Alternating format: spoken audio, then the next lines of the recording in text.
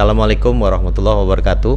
Waalaikumsalam warahmatullahi wabarakatuh. Pemirsa Ngobrol Cerdas, kali ini kita kehadiran seorang tamu istimewa, Kepala Dusun Talang Tului, Ya. Pak Azwir. Ya. Mungkin sebelum kita lanjut, Pak Azwir mungkin meminta perkenalkan diri dulu, Pak. Oh gitu. Ya, terima kasih Pak Budi. Assalamualaikum warahmatullahi wabarakatuh. Assalamualaikum. Kebetulan terlebih dulu terima kasih ya Pak Budi. Sama-sama. Karena boleh dihadirkan pada hari ini di program Ngobrol Cerdas. Ngobrol Cerdas Silungkang untuk Nagori Silungkang ya. Perkenalkan diri Ambo adalah Kepala Dusun Talang Tului, Desa Silungkang Duo. Mungkin itu saya perkenalkan diri Pak Budi. Sehingga sekali lagi terima kasih atas undangan yang telah diberikan. Mudah-mudahan pertemuan kita pada hari ini bisa berkelanjutan dan apa nanti yang kita bahas tadi itu bisa memberikan sesuatu yang bermanfaat lah untuk bagi yang mendengarkan nanti ke depan. Mungkin desa Bo banyak yang di rantau, Pak Azwir. Bisa dage tahu ndak sebelah mana Talang Tului itu, tahu tompeknya? Oh gitu. Mungkin ada para perantau awak ya, yang Talang Tului itu ada yang kurang tahu di mana daerahnya. Karena Silungkang ya, kan daerah berbukit, sehingganya Talang Tului itu adalah daerah ketinggian. Kalau istilahnya termasuk salah satu tokoh di Silungkang, Pak Dewa namanya kan negeri di atas awan. Di atas awan. Negeri di atas awan. Nah, salah satu barangkali mungkin warga Silungkang atau warga perantau yang pernah pulang kampung atau melihat di medsos dan lain sebagainya, itu ada pelang Silungkang kini dari yang ada tulisan di atas Silungkang yang tuh tadi itu namanya kan guguk tulang umpu gitu. Itu tulang umpu ke tulang iko ya. Jadi tulang umpu itulah apa namanya tuh pinggirnya Dusun Talang Tului gitu. Jadi Talang Tului itu perlu sampaikan kepada Pak Budi khususnya dan kepada perantau kita yang mendengarkan obrolan cerdas kita pada hari ini. Yang nama dulu kok si Talang Tului itu adalah namanya Bukit Kocik. Bukit Kocik. Kalau Bukit Kocik, kalau seandainya ada juga warga kita di Silungkang yang tak paham bahasa Silungkang, Bukit Ketek. Jadi Ketek. Bukit kecil. Kalau dibahasakan ke dalam bahasa Indonesia Bukit Kecil gitu. Sehingga kenapa itu nanti akan timbul pertanyaan, kenapa sekarang Bukit Kocik menjadi Talang Tului gitu. Itu punya filosofi yang sangat dalam dan panjang. Mungkin untuk menjabarkan itu mungkin pada pertemuan selanjutnya kalau bisa bahas. Karena ada poin yang harus kita bahas pada hari ini. Mungkin itu sedikit, mungkin penting sejarahnya nanti kita bahas tuh. Sedikit penyampaian. Mudah-mudahan itu awal dari pertemuan kita pada hari ini Pak Budi. Jadi Talang Tului itu salah satu dusun di dalam Silungkang Duo tibonya ya. Silungkang Duo desa. Oke. Selanjutnya Pak Azwir. Iya. Pandangan Pak Azwir kini yang mungkin bisa digambarkan kepada pemirsa Ngobrol Cerdas mengenai kondisi masyarakat Silungkang kini. Baik Pak Budi, terima kasih. Jadi bahasa awak bagaimana Pak Budi? Bahasa Indonesia Pak? Bisa, bahasa awak bisa, bahasa Indonesia boleh. Jadi gini, biar bahasa Indonesia saja mungkin karena ada beberapa nanti yang menyaksikan yang tidak paham dengan bahasa Silungkang. Jadi bagaimana bagus juga bisa belajar skete-skete bahasa awak. Pandangan kita bersama terhadap kondisi yang ada terhadap Nagori Silungkang. Kalau kondisi sekarang yang ada untuk Nagori Silungkang itu sudah sangat baik secara kasarnya. Karena apa? Umum. Karena antara Silungkang, di Silungkang ini antara Silungkang dengan perantau, warga Silungkang dengan perantau itu ada semacam saling kepedulian gitu. Makanya kalau saya lihat selama ini warga-warga kita Silungkang yang sudah mempunyai penghasilan yang lebih barangkali, mereka semua itu tidak lupa terhadap Nagori Silungkang, terhadap apapun, pendidikan, agama, anak yatim, fakir miskin itu disubsidi semua oleh para perantau kita yang di bawah naungan LAS kalau tidak salah, LAS PKS. Lalu ada bantuan dari di seluruh Indonesia. Nah, menyikapi hal ini, tentu di dalam Nagori Silungkang tentu ada semacam keberagaman latar belakang penghidupan ataupun ekonomi gitu. Ekonomi. Nah, kenapa terjadi hal yang demikian? Karena tentu kita berbalik kepada potensi yang ada. Nah, apa sekarang potensi yang ada di Silungkang? Salah satu contoh gitu, yang sudah bisa dikembangkan dan bisa berkembang pesat apabila itu bisa ada yang menjembatani. Salah satu Songket Silungkang. Baju rancak tuh. Nih, saya akan pakai Songket Silungkang nih. Sengaja nih Pak Budi ya. Karena saya nanti akan tampil ngobrol cerdas, akan pakai Songket Silungkang gitu. Jadi yang pertama itu bagaimana kita anak Silungkang, anak Nagori Silungkang, baik pun yang ada di Silungkang itu sendiri ataupun yang perantau bangga memakai Songket Silungkang. Betul. Itu secara memakai gitu. Dan bagaimana pula nanti para pengusaha-pengusaha kita bisa menjembatani perusahaan yang ada, baik pun itu semacam home industry ataupun yang sudah skalanya lebih besar, bisa untuk merambah pasaran-pasaran yang lebih luas ataupun modern gitu. Kan tidak salah, apa salah? Mungkin contoh gini, nanti kalau bisa di Istana Negara itu para pejabat negara itu ada harinya memakai Songket Silungkang. Dan meluas lagi bagaimana nanti pejabat pusat itu kalau bisa di apa ya, hari itu di rolling gitu. Hari ini pakai Songket Silungkang, hari besok pakai yang mana lagi provinsi mana lagi gitu. Sehingganya apa? Dengan sendirinya para petinggi-petinggi kita, pemerintah kita, pejabat kita bisa mengangkat secara otomatis taraf perekonomian masyarakat. Betul. Itu yang dikatakan menjembatani gitu. Nah, itu salah satunya yang harus dilakukan oleh para perantau kita. Itu khusus untuk Songket. Nah, bagaimana juga dengan kuliner? Kuliner yang ada di Silungkang itu sangat beragam sekali. Yang dari kue-kue basah gitu, yang kan produk rumahan ya. Dan tidak kalah menarik lagi Bapak Budi. Saya adalah kepala dusun Talang Tuli, di mana di dusun Talang Tuli itu warga Talang Tuli itu 98% itu usahanya kerupuk ubi. Kerupuk ubi. Kerupuk ubi itu sekarang ini baru bisa merambah pasar tradisional gitu. Pasar tradisional dan di sekitaran sini. Bahkan sekitar sini. Juga sudah keluar provinsi juga udah. Juga sudah. Ada. Oke. Tapi belum seberapa.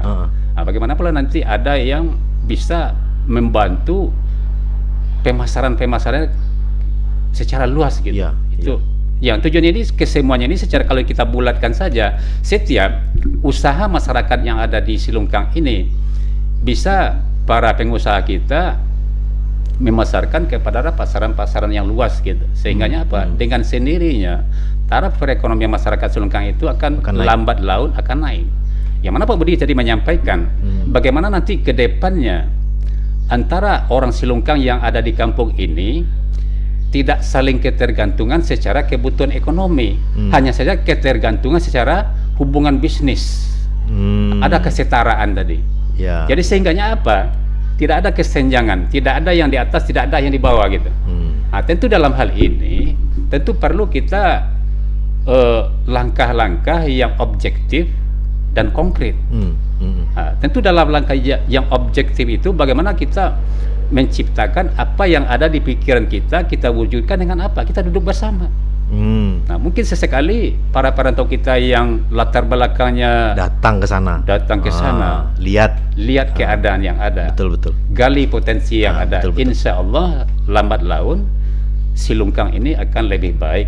Yang mana selama ini juga sudah jadi wacana bagi para pemerintah baik pun itu di desa. Kami di desa termasuk juga Silungkang lebih baik. Kalaupun pemerintah kota Lunto dulu Sawalunto lebih baik, kan itu salah satu moto.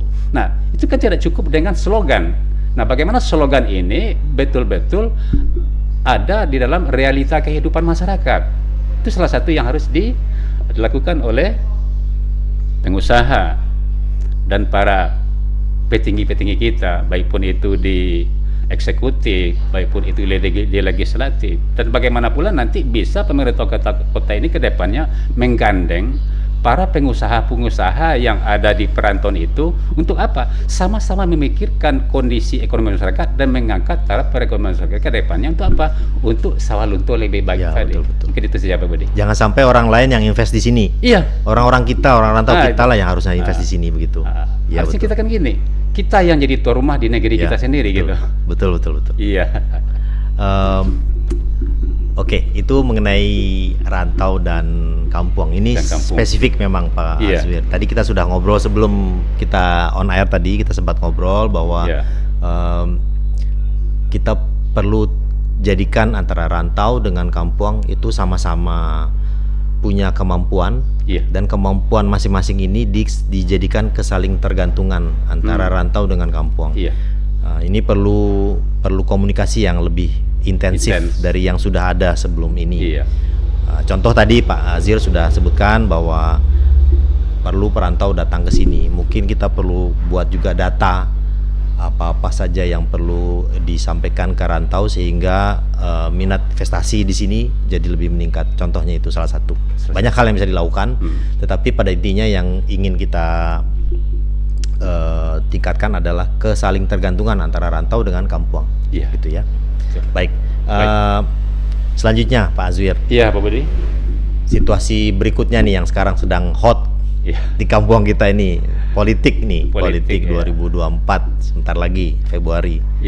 Bagaimana pandangan Pak Dusun mengenai situasi sekarang? Baik Pak Budi.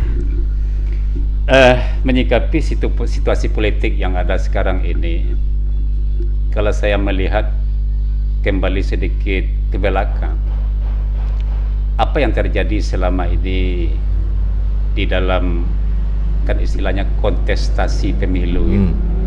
Yang mana di dalam kontestasi ini mereka para yang berkepentingan, dia akan menampilkan dirinya, akan menjual barangnya, akan menawarkan segala sesuatu kepada kita, kepada masyarakat kita. Itu salah satu. Nah, dalam hal ini khusus untuk masyarakat kita, para generasi muda yang paling utama sekali ya. Pemilih kita banyak pemuda sekarang. Karena apa? Karena kalau istilah di dalam negara kita itu adalah pemuda itu adalah tulang punggung negara. Jadi berdiri atau tidak berdirinya suatu negara tergantung dari pemuda dan pemudi. Kalau dikerucutkan ke bawah di Nagori Silungkang, tentu maju mundurnya Silungkang ini adalah berkat pemuda itu yang mempunyai apa? Yang mempunyai pemikiran positif dan pemikiran jauh ke depan. Sehingganya apa? Jangan sampai nanti dengan situasi yang sesaat ini sangat merugikan kita. Nah, makanya kita berpikir positif, hendaknya kita warga masyarakat jangan terjual harga diri kita. Penting. Jangan terjual. Soal gini Pak Budi, itu sudah menjadi tidak rahasia umum lagi itu. Di mana-mana pun, saya kan orangnya apa itu ya, yang selalu berada di masyarakat. Karena kan seorang kepala dusun ini adalah ujung tombaknya pemerintah yang selalu langsung bersentuhan dengan masyarakat. Jadi apa yang ada di masyarakat, apa yang menjadi keluh kesah masyarakat terdengar, tahu. Jadi sehingga apa yang menjadi wacana masyarakat sekarang ini. Nanti kalau saya akan pemilih datang ke TPS, siapa yang ngasih saya, ya itulah, nunggu itu gitu. Padahal tanpa mereka sadari, uang adalah sesuatu yang penting ya. Penting, betul. Apa saja yang akan kita lakukan di dalam hidup kita tanpa uang susah untuk terlaksananya. Akan tetapi uang bukan di atas segala-galanya. Karena uang itu ada nilai, ada angka-angka di sana. Kalau kita jual produk, kita jual 1.500, jelas angkanya. Ketika Pak Budi contoh kan, Pak Budi mau berapa dijual harga diri Pak Budi? 100, 200, 500 maukah Pak Budi? Nggak mau. Jangankan ribuan, jutaan, mungkin Pak Budi nggak mau. Betul. Harga diri itu memang susah dinilai, tapi kita jangan sampai merendahkan kita sendiri yang merendahkan nilai kita sendiri. Betul. Jadi artinya apa? Jadi apa yang menjadi kita untuk lebih baik itu tergantung dari kita mengawalinya. Jadi keberhasilan ataupun bentuk apa diri kita ke depannya tergantung dari diri kita. Jangan sampai gara-gara hal yang sesaat ini kita kehilangan jati diri. Betul. Itu padahal nilai tadi pada saat katakanlah pada saat hari pemilihan, ada yang memberikan uang, begitu kan. Nilai itu mungkin kita sendiri bisa dapatkan dalam cara lain, dalam bentuk lain. Masih ada cara lain. Di dalam 5 tahun ke depan. Tetapi hanya karena tadi itu kita jadi pertama menjual harga diri kita, kedua jadi memilih yang bukan orang yang memang mewakili kita nantinya. Nah, itu konsekuensinya nanti berat pada kita di 5 tahun ke depan. Jadi gini Pak Budi. Nah, sekarang kita tadi berbicara masyarakat. Nah, tentu setiap apa yang terjadi di masyarakat, realita apa yang kita lihat di masyarakat, kita harus juga berpikir dari dua sisi pandang kita. Nah, tentu kenapa hal ini terjadi di masyarakat? Nah, sehingganya kalau menurut saya gini, bagaimana nanti setelah selesainya kontestasi pemilu ini, ada nanti putra-putri daerah kita yang duduk di legislatif itu, jangan sampai hanya tugasnya untuk memberikan pokir dan pokir saja. Bagaimana pendekatan terhadap masyarakat dan menerima, mencari, menanyakan apa yang menjadi keluh kesah masyarakat. Kalau menurut saya gini Pak Budi, pokir salah satu contoh, itu salah satu tugas dari DPR. Bonus sebetulnya itu. Mungkin itu kota, mungkin itu provinsi, mungkin itu pusat. Itu bagian atau bonus kan. Akan tetapi banyak hal-hal lain yang bentuknya kecil tapi sangat berharga di masyarakat. Betul. Ada satu contoh, kita hadir ke masyarakat sesekali, mungkin sekali dalam beberapa gitu, tergantung dari kita, dari kesanggupan kita. Yang penting kita tuh ada menemui masyarakat, bahasanya menjaring aspirasi masyarakat gitu.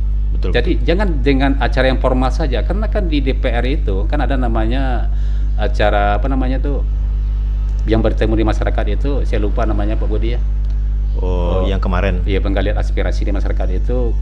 Kan itu bukan yang mungkin sekali setahun, 2 kali. Bagaimana istilahnya? Mungkin sekali sebulan lah kita temui. Konstituen datang ke konstituen, tanyakan dan dengarkan, apa yang disampaikan oleh konstituen. Karena apa?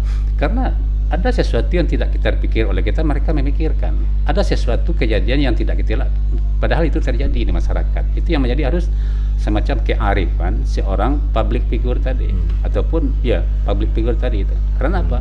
Kan pelayanan publik itu. Betul. Jadi sehingganya apa? Apabila istilahnya orang yang sudah duduk di dalam keterwakilan masyarakat, mereka itu memang masyarakat itu baik pun yang memilih mereka si A, si B dan lain sebagainya atau tidak, tapi mereka merasa terwakili. Jadi sehingganya nanti ke depannya akan bertambahlah antusias masyarakat untuk meramaikan hari pemilihan umum itu. Tapi kalau seandainya tidak berubah dan tidak mendekati masyarakat, nah ini yang akan menumbuhkan tadi itu. Jadi tidak ada legitimasi masyarakat terhadap para pemimpin. Jadi mungkin pesan yang saya tangkap nih, Pak Azwir, pilihlah calon wakil kita yang selama ini kita tahu dia memang turun ke masyarakat, dia memang mau mendengarkan apa yang kita sampaikan, apa yang kita keluhkan. Kalau tiba-tiba dia muncul, kemudian dia terus mencalon, kita nggak tahu dia ini siapa, nggak pernah dengarkan apa omongan kita, nggak pernah ketemu dengan kita bisa bandingkan langsung gitu dengan orang yang memang selama ini turun ke masyarakat, kan begitu? Ya makanya kita hati, kan gitu. Kita nanti datang ke TPS, kapan? Apa sih kita datang ke TPS? Kan sederhana kita. Datang ke TPS, coblos orang tertentu, nomor urut tertentu. Tapi arti dari memilih itu apa? Gitu. Itu yang harus dipahamkan. Betul. Artinya kan bahasa gitu. saya akan titipkan nasib warga saya kepada Anda selama 55 tahun ke depan. Untuk apa? Untuk segala hal.